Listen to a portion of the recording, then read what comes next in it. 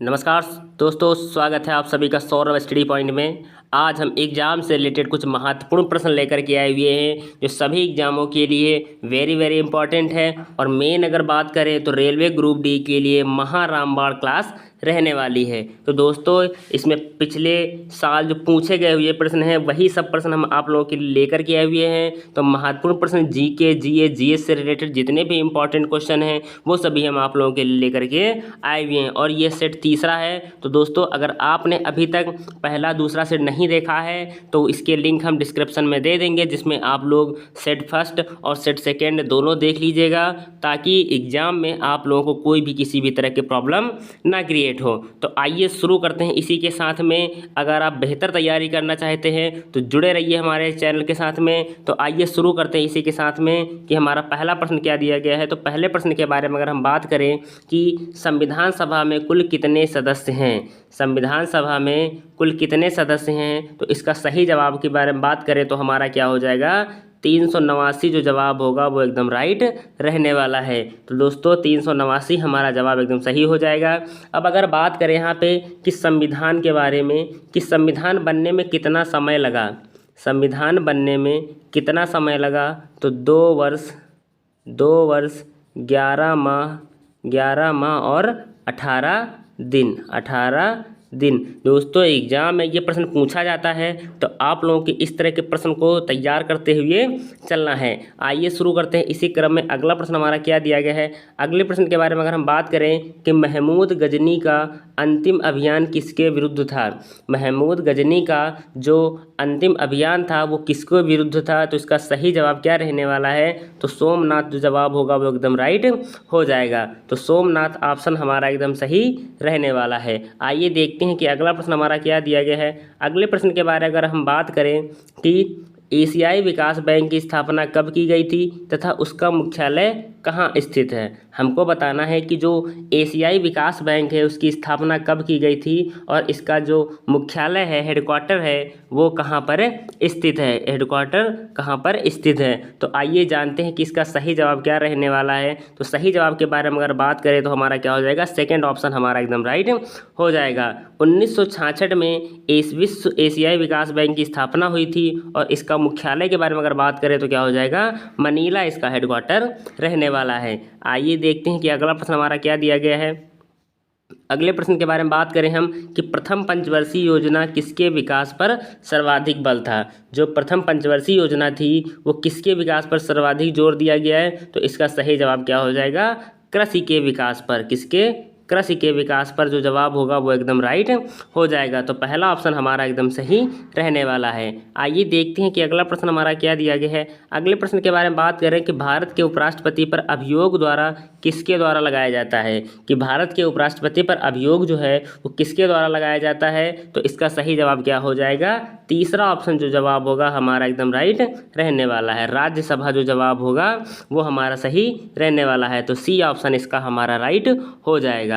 आइए देखते हैं कि अगला प्रश्न हमारा क्या दिया गया है। अगले प्रश्न के बारे में बात करें हम कि भारत सरकार द्वारा दिया जाने वाला तृतीय उच्चतम नागरिक पुरस्कार कौन सा है। तो तृतीय उच्चतम नागरिक पुरस्कार कौन सा हो जाएगा, तो आइए इसके बारे में जानते हैं। तो सही जवाब क्या हो जाएगा हमारा, पद्म भूषण जो जवाब होगा वो एकदम राइट रहने वाला है। तो तीसरा ऑप्शन हमारा एकदम सही हो जाएगा। तो दोस्तों, कौन सा ऑप्शन, तीसरा ऑप्शन जो होगा वो एकदम राइट रहने वाला है। आइए देखते हैं कि शुंग वंश के संस्थापक पुष्यमित्र शुंग का उत्तराधिकारी कौन था। शुंग वंश के संस्थापक जो पुष्यमित्र थे वो शुंग का उत्तराधिकारी कौन था, तो इसका सही जवाब क्या हो जाएगा, चौथा ऑप्शन हमारा राइट हो जाएगा। अग्निमित्र जो जवाब होगा वो एकदम सही रहने वाला है। तो चौथा ऑप्शन हमारा सही रहने वाला है। आइए देखते हैं इसी क्रम में अगला प्रश्न हमारा क्या दिया गया है। अगले प्रश्न के बारे में अगर बात करें हम कि किस राज्य विधानसभा में सदस्यों की अधिकतम संख्या है, किस राज्य विधानसभा में सदस्यों की अधिकतम संख्या है, तो सही जवाब हमारा क्या रहने वाला है, उत्तर प्रदेश जो जवाब होगा वो एकदम राइट हो जाएगा। तो यूपी जो हमारा जवाब होगा वो एकदम राइट हो जाएगा। तो सर्वाधिक राज्य विधानसभा में सदस्यों की अधिकतम संख्या किसमें है, उत्तर प्रदेश के अंदर रहने वाली हैं। आइए देखते हैं अगला प्रश्न हमारा क्या दिया गया है कि जनवरी 2021 में कोच्चि मंगलुरु प्राकृतिक गैस पाइपलाइन राष्ट्र को समर्पित किया, इसका निर्माण किया गया।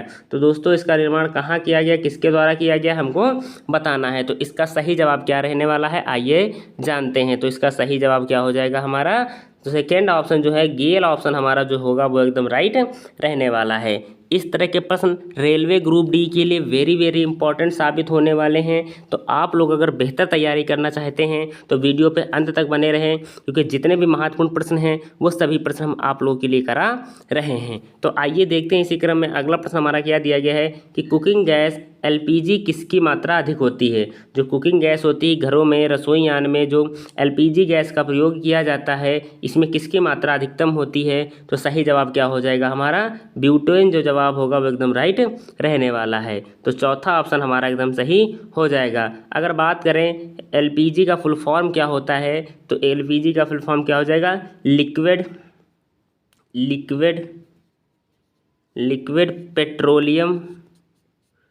Petroleum gas, liquid petroleum gas जो जवाब होगा वो हमारा सही रहने वाला है। आइए देखते हैं कि अगला प्रश्न हमारा क्या दिया गया है। अगले प्रश्न के बारे में अगर हम बात करें कि जून 2021 में कोर्सेरा द्वारा जारी ग्लोबल स्किल रिपोर्ट 2021 में भारत की रैंक कितनी थी।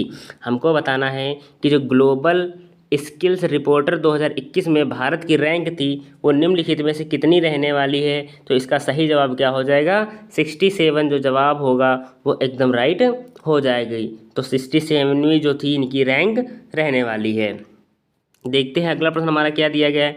अगले प्रश्न के बारे में बात करें कि निम्नलिखित में से किस राज्य में देश का पहला फॉरेस्ट हीलिंग सेंटर की स्थापना मार्च 2021 में की गई।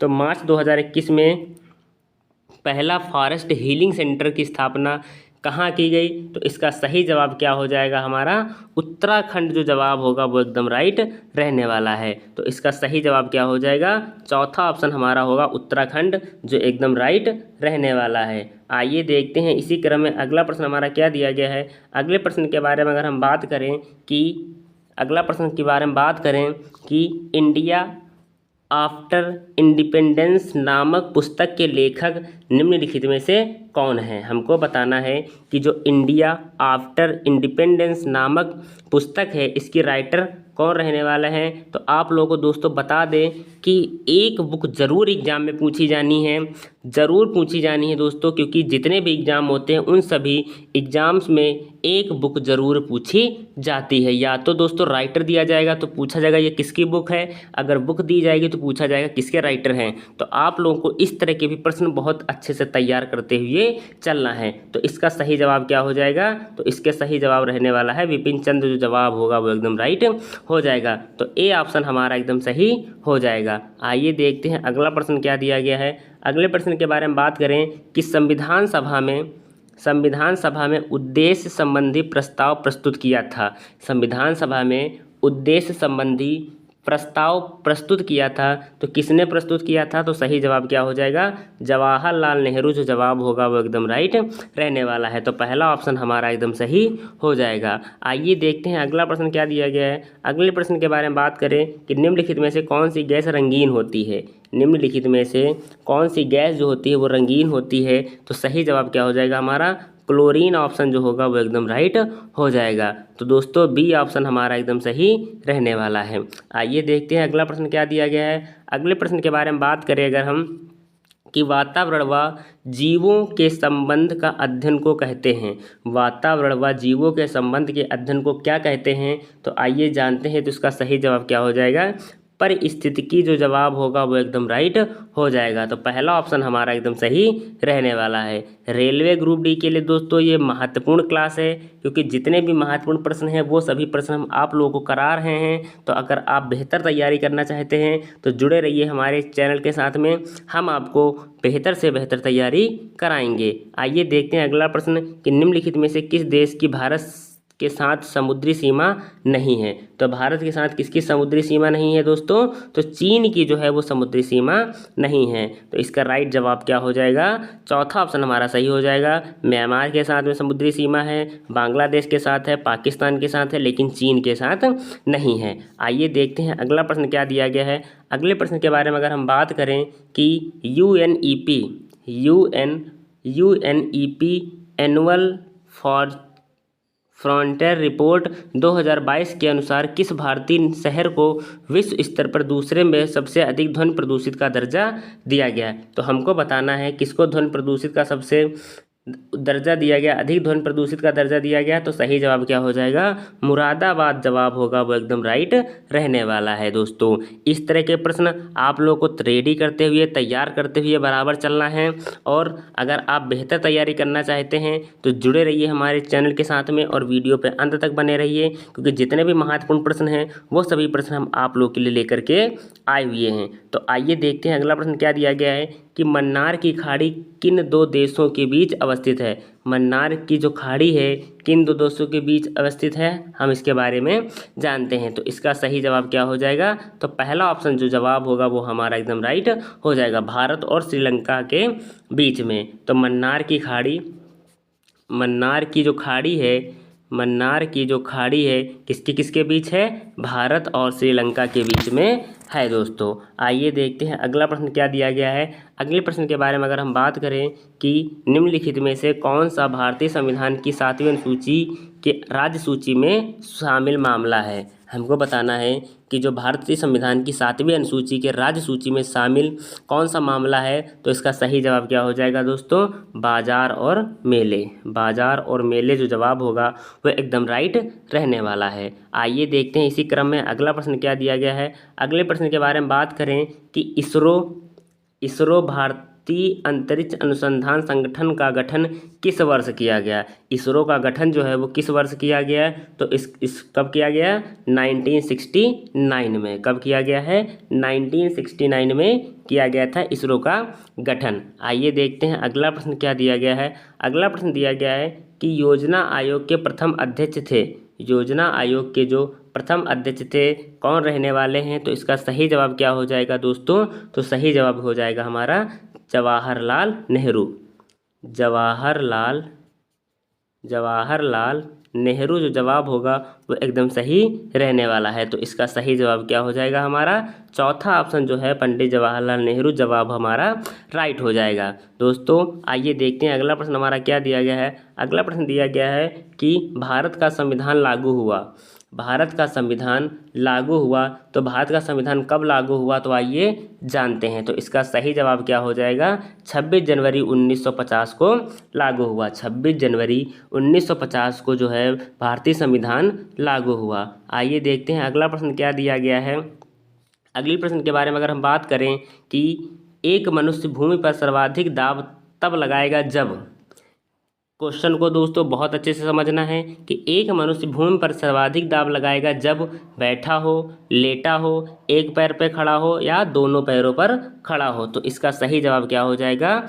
एक पैर पर खड़ा हो। एक पैर पर जब व्यक्ति खड़ा होगा तो वो भूमि पर सर्वाधिक दाब लगाएगा। आइए देखते हैं अगला प्रश्न क्या दिया गया है। अगला प्रश्न दिया गया है कि किस बिंदु पर द्रव का दाब निर्भर करता है? कि किसी बिंदु पर द्रव का दाब निर्भर करता है। तो इसका सही जवाब क्या हो जाएगा? गहराई, घनत्व, गुरुत्वीकरण, तीनों पर। तो तीनों पर जो है वो द्रव का दाब निर्भर करता है। एक तो गहराई, दूसरा घनत्व, तीसरा गुरुत्वीकरण। ये हमारा जवाब एकदम राइट हो जाएगा। आइए देखते हैं कि अगला प्रश्न कि कोल गैस में मेथेन हाइड्रोजन के अतिरिक्त है। जो कोल गैस है वो मेथेन हाइड्रोजन के अतिरिक्त और कौन सी गैस होती है? तो इसका सही जवाब क्या हो जाएगा? कार्बन मोनोऑक्साइड होती है। क्या होती है? कार्बन मोनोऑक्साइड होती है। तो दोस्तों मेथेन और दोस्तों हाइड्रोजन और कौन सी होती है? कार्बन मोनोऑक्साइड गैस होती है। आइए देखते हैं कि अगला प्रश्न क्या दिया गया है। अगला प्रश्न दिया गया है कि संविधान सभा में संविधान सभा में मुस्लिम लीग के सदस्य थे? संविधान सभा में मुस्लिम लीग के सदस्य कितने थे? तो 73 जो जवाब होगा वो एकदम राइट हो जाएगा। तो 73 जवाब हमारा एकदम सही रहने वाला है। आइए देखते हैं कि अगला प्रश्न क्या दिया गया है। अगले प्रश्न के बारे में बात करें कि प्रयोगशाला में सर्वप्रथम बनने वाले कार्बनिक यौगिक का नाम है, कि प्रयोगशाला में सर्वप्रथम बनने वाले कार्बनिक यौगिक का नाम क्या है? तो इसका सही जवाब क्या रहने वाला है? तो आइए जानते हैं। तो इसका सही जवाब क्या हो जाएगा? यूरिया जो जवाब होगा वो हमारा एकदम राइट हो जाएगा। आइए देखते हैं इसी क्रम में अगला प्रश्न क्या दिया गया है। अगले प्रश्न के बारे में बात करें कि संविधान सभा में कुल सदस्य थे, संविधान सभा में कुल कितने सदस्य थे? तो इसका सही जवाब क्या हो जाएगा? तो आइए, अभी जैसा कि हमने आपको बताया है कि इसमें कितने सदस्य थे, तो इसका सही जवाब क्या हो जाएगा? 389 सदस्य थे। तो इसका सही जवाब क्या हो जाएगा? थर्ड ऑप्शन जो जवाब होगा वो एकदम राइट रहने वाला है। तो इस तरह के प्रश्न एग्जाम में पूछे जाएंगे, तो आप लोगों को बहुत अच्छे से तैयार करते हुए चलना है। अगला प्रश्न क्या दिया गया है कि कार्बनिक यौगिक का मुख्य स्रोत है, कार्बनिक यौगिक का मुख्य स्रोत क्या है? तो इसका सही जवाब क्या हो जाएगा? कोल तार तथा पेट्रोलियम। कोल तार तथा पेट्रोलियम जो जवाब होगा वो एकदम सही हो जाएगा। आइए देखते हैं कि अगला प्रश्न क्या दिया गया है। अगले प्रश्न के बारे में बात करें अगर हम कि प्रति चक्रवात में अधिक वायुदाब कहाँ होता है, कि प्रति चक्रवात में अधिक वायुदाब कहाँ होता है? तो इसका सही जवाब क्या हो जाएगा? केंद्र में, केंद्र में अधिक वायुदाब होता है। आइए देखते हैं इसी क्रम में अगला प्रश्न क्या दिया गया है। अगले प्रश्न के बारे में अगर हम बात करें कि प्रथम पंचवर्षीय योजना में किसके विकास पर सर्वाधिक बल दिया गया है, कि प्रथम पंचवर्षीय विकास पर किसमें सर्वाधिक बल दिया गया है? तो इसका सही जवाब क्या हो जाएगा? कृषि के विकास पर, कृषि के विकास पर जवाब हमारा एकदम राइट हो जाएगा। आइए देखते हैं कि अगला प्रश्न हमारा क्या दिया गया है। अगले प्रश्न के बारे में अगर हम बात करें कि निम्नलिखित पदार्थों में कार्बन पाया जाता है, निम्नलिखित पदार्थों में कार्बन पाया जाता है, तो सही जवाब क्या हो जाएगा? कोयले में भी पाया जाता है, रोटी में भी पाया जाता है, चीनी में भी पाया जाता है। तो सही जवाब क्या हो जाएगा? सभी में। चारों ऑप्शन हमारा एकदम सही हो जाएंगे। आइए देखते हैं कि अगला प्रश्न क्या दिया गया है कि प्रकृति में कार्बन पाया जाता है, प्रकृति में जो कार्बन है वो किस अवस्था में पाया जाता है हमको बताना है। तो मुक्त एवं संयुक्त दोनों में, मुक्त एवं संयुक्त दोनों में पाया जाता है। तो इसका सही जवाब क्या हो जाएगा? थर्ड ऑप्शन हमारा एकदम राइट रहने वाला है। तो इसी क्रम में देखते हैं कि अगला प्रश्न हमारा क्या दिया गया है। अगले प्रश्न के बारे में अगर हम बात करें दोस्तों, ये प्रश्न अभी हमने आप लोगों को कराया है, तो कुछ प्रश्नों को मैंने रिपीट कर दिया है ताकि आप लोगों को जो मैंने क्वेश्चन कराए हैं और आप लोग उन क्वेश्चनों को रिपीट करके और अच्छे से तैयार कर सकें। तो क्वेश्चन दिया गया है कि शुंग वंश के संस्थापक पुष्यमित्र शुंग का उत्तराधिकारी कौन था? तो दोस्तों जैसा कि मैंने आप लोगों को कराया था, तो उसका सही जवाब क्या हो जाएगा? अग्निमित्र जो जवाब होगा वो एकदम राइट रहने वाला है। अब दोस्तों देखते हैं कि अगला प्रश्न क्या दिया गया है। अगला प्रश्न भी वही आया है कि कुकिंग गैस एलपीजी किसकी मात्रा अधिक होती है? जो कुकिंग गैस होती है एलपीजी होती है उसमें किसकी मात्रा सर्वाधिक होती है? तो इसका सही जवाब क्या हो जाएगा? जैसा कि मैंने आपको बताया था, तो सही जवाब क्या हो जाएगा? ब्यूटेन जो जवाब होगा वो एकदम राइट हो जाएगा। ब्यूटेन की मात्रा जो होती है वो सर्वाधिक होती है। आइए देखते हैं अगला क्वेश्चन क्या दिया गया है। रिपीट कर लेते हैं फिर से कि योजना आयोग के प्रथम अध्यक्ष थे, योजना आयोग के प्रथम अध्यक्ष कौन थे? तो सही जवाब हमारा क्या हो जाएगा? जवाहरलाल नेहरू हमारा एकदम राइट रहने वाला है। योजना आयोग के जो प्रथम अध्यक्ष थे कौन थे? जवाहरलाल नेहरू हमारा ऑप्शन सही हो जाएगा। अगला प्रश्न दिया गया है कि कार्बन का क्रिस्टल रूप है, कार्बन का क्रिस्टल रूप है, तो कार्बन का क्रिस्टल रूप क्या रहने वाला है? तो सही जवाब क्या हो जाएगा? ग्रेफाइट जो जवाब होगा वो एकदम राइट हो जाएगा। ग्रेफाइट जो जवाब होगा वो एकदम सही रहने वाला है। आइए देखते हैं कि अगला प्रश्न क्या दिया गया है कि संविधान सभा में उद्देश्य संबंधी प्रस्ताव प्रस्तुत किया था, संविधान सभा में उद्देश्य संबंधी प्रस्ताव प्रस्तुत किया था, किसने प्रस्तुत किया था? तो सही जवाब हो जाएगा जवाहरलाल नेहरू ने, जवाहरलाल नेहरू ने उद्देश्य प्रस्ताव प्रस्तुत किया था। आइए देखते हैं कि अगला प्रश्न क्या दिया गया है। अगले प्रश्न के बारे में बात करें कि किस वैज्ञानिक ने जीव द्रव्य को जीवन का भौतिक आधार कहा है? जीवन का भौतिक आधार कहा है? तो सही जवाब क्या हो जाएगा? हक्सले जो जवाब होगा वो एकदम राइट हो जाएगा। हक्सले ने जीवन का भौतिक आधार कहा है जीव द्रव्य को। आइए देखते हैं कि अगला प्रश्न क्या दिया गया है। अगले प्रश्न के बारे में अगर हम बात करें कोशिका शब्द का प्रयोग सर्वप्रथम किया। कोशिका शब्द का सर्वप्रथम प्रयोग किसने किया? तो सही जवाब क्या हो जाएगा? रॉबर्ट ब्राउन जो जवाब होगा वो एकदम सही रहने वाला है। तो सी ऑप्शन हमारा एकदम सही हो जाएगा। रॉबर्ट ब्राउन हमारा जवाब सही हो जाएगा। कोशिका शब्द का प्रयोग किसने किया? रॉबर्ट ब्राउन हमारा जवाब सही हो जाएगा। अगला प्रश्न क्या दिया गया है कि उपोष्ण उच्च वायुदाब से उपध्रुवी निम्न वायुदाब में बीच चलने वाली पवनों को क्या कहते हैं?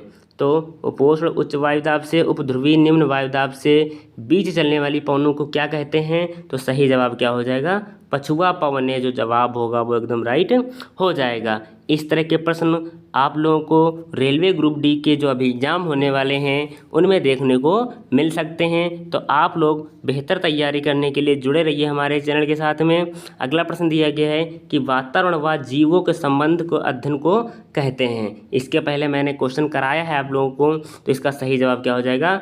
परिस्थितिकी जो जवाब होगा वो एकदम राइट हो जाएगा। अगला प्रश्न क्या दिया गया है? अगले प्रश्न के बारे में बात करें कि कोशिका सिद्धांत किसने दिया? कोशिका सिद्धांत दिया किसने दिया? तो सही जवाब हमारा क्या हो जाएगा दोस्तों? तो स्लीडन व स्वान ने दिया। स्वीडन और स्वान ने दिया। तो इसका सही जवाब क्या हो जाएगा? थर्ड ऑप्शन हमारा एकदम राइट रहने वाला है। अगला प्रश्न क्या दिया गया है? अगले प्रश्न के बारे में अगर हम बात करें कि मेरठ और टोपरा में स्थित अशोक के स्तंभों को दिल्ली लाने वाला सुल्तान कौन था? मेरठ और टोपरा में स्थित अशोक के स्तंभों को दिल्ली लाने वाला सुल्तान कौन था? तो इसका सही जवाब क्या हो जाएगा हमारा? फिरोज शाह तुगलक जो जवाब होगा वो एकदम राइट हो जाएगा। फिरोज शाह तुगलक हमारा जवाब एकदम राइट रहने वाला है। तो दोस्तों आप लोग को बता देना चाहेंगे कि आपको ये वीडियो कैसा लगा। आप लोग हमें कमेंट बॉक्स में कमेंट करके बता सकते हैं। जैसा कि आप लोगों को पता है कि हमने आपको इसमें जीए, जीएस और जीके तीनों पार्ट कराए हैं जो एग्ज़ाम के लिए वेरी वेरी इंपॉर्टेंट रहने वाले हैं। तो अगर आप बेहतर तैयारी करना चाहते हैं तो दोस्तों मेरे चैनल को, मेरे वीडियो को लाइक, कमेंट, शेयर और सब्सक्राइब करना ना भूलें। धन्यवाद।